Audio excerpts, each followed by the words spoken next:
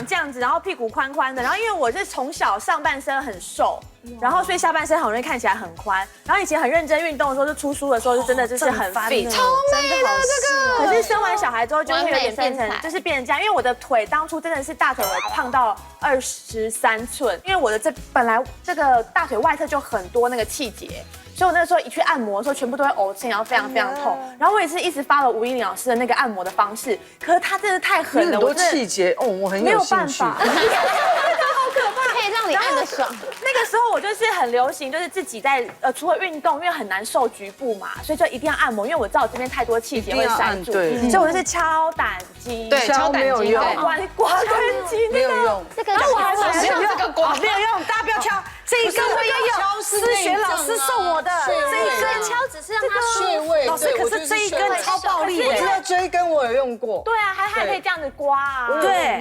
然后像老师刚刚不是用那个这样敲吗？其实这边有一个穴道叫什么阴陵穴跟阳陵穴，管它什么穴，反正敲下去舒服我就敲了。就是消针的。可是我了不起是这样按，或是用这个，因为我有用这种陶板，它是这边是细细的，可以这样刮外侧，太浅。然后这边细，这边尖尖的可以这样子够深，这样子。老师到底用什么来刮？等一下就有了，等一下就有了。够深，电锯吧。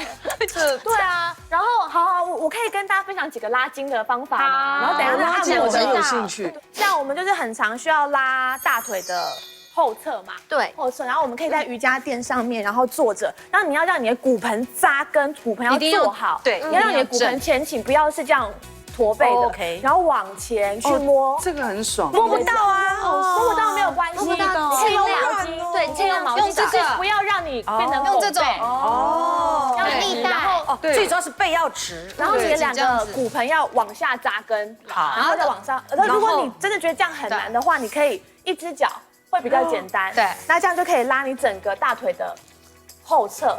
然后如果你要拉前侧的话，很多人做完很多深蹲，你的大腿的前侧会一直撞起来，对，你可以让你的脚这样子，膝盖碰膝盖，然后慢慢的哦，这个超拉的躺下来，对，会整个然后你的大腿的前侧就可以整个拉，很爽哎。我也觉得。然后最后一个是拉侧面，就是跪着要让你的两个膝盖呢，就是交叠。然后怎么可能？你慢慢的坐稳之后，两个臀部很酸，你要坐稳过来，然后抓着你的这可以收大拇骨盆指，可以。然后你两个大腿的外侧会很紧。我当时我很胖的时候，我的骨盆有缩进来，因为我以前的骨盆是47、48，很寸，对，就你放一个屁，小孩就生出来了这样。但是我现在是说，我那时候就有做到这个动作，对，而且你要往前，对，一定要，然后更其实可以缩骨盆，还要往前这样练。缩骨盆要干嘛？因为屁股才会小。就这3个动作，我觉得还不错，大家可以多练习。